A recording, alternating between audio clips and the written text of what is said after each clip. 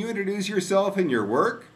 I'm Michael Kay, and I'm from Costa Rica Expeditions, and we have two lodges, and we're an inbound tour operator. All right. Uh, Now, we were talking a little bit before about voluntourism, and can you tell me a bit about your thoughts on voluntourism and where it's been and where it's going and what you think right now? yeah, my basic thought on voluntourism is that most of it, rich people from rich countries coming to poor countries to build houses, paint schools, do trails, count turtles, build fences. The basic problem is that it's incompetent rich people paying to do badly what competent local people should be paid for to do well. And so they do bring money. And it might be that the people are better off because they wouldn't have the money for the school if they really need the school or the fence or the school painted, which sometimes they do. They do, they do bring money, but the letting the tourist work on the project is the price of getting the money. It's not a service that they do. So I've been trying to find an alternative to that because I know people want to serve, and I know people don't mind getting helped. And so I've been trying to figure this out. And the counterexample I found where tourists come in, visitors come in, and they really do something worthwhile is medical tourism, right? Is doctors come in and they do medical treatments. Right. And there aren't locals that can do that well in remote little villages. If they just send the money for a cataract operation to some little village isn't going to work. But if you come in and you can add, there are even places that have mobile hospitals to do that. There's an airplane that has eye surgery clinics on it. Those kinds of things work well.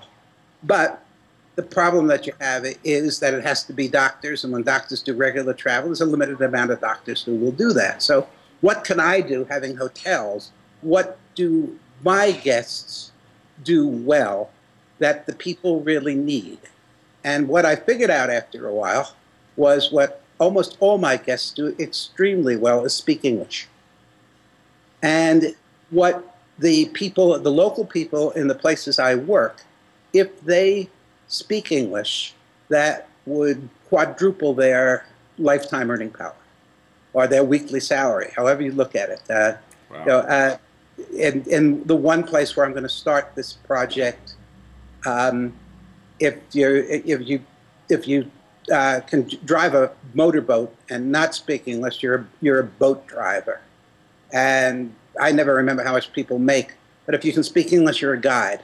And so not only do you make 4 times as much salary, but you probably make 50% of that again in tips.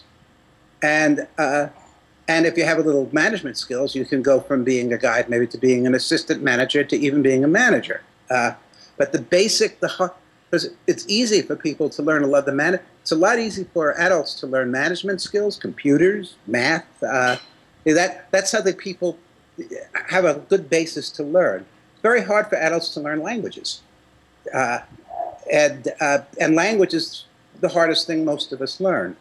So the short version is I'm in the middle of coming up with the method to have serial teachers, as little as just one teacher, different teacher every day, and have the teacher be able to know where the student is, evaluate the student, communicate to the next teacher where the student is, so that I can use guests in the hotel to be teaching English to, it seems like 10 or 11 is sort of the right age to start. Partially one second. What age was that again? 10, 11. Okay.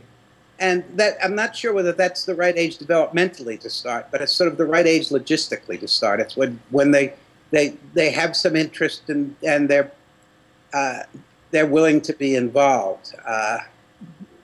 And we're in the process. We're in the proof of concept stage right now. There's 2 questions. One, will the method work? I'm pretty sure it will. I haven't done it. I had a lot of trouble finding it, and I talked to a lot of experts that told me that it wouldn't work, college professors. Then I talked to somebody who teaches English as a second language and told her my problem. And she said, easy, that wheel's been invented. And So she was a guest. Now she's coming back. We're just paying her to come.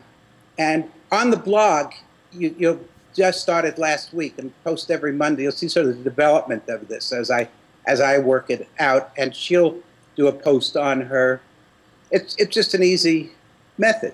What I'm less, guests keep telling me that they're interested, but will they really take the time? Will they find it rewarding? Is my biggest question right now. I think so, but I've been wrong before.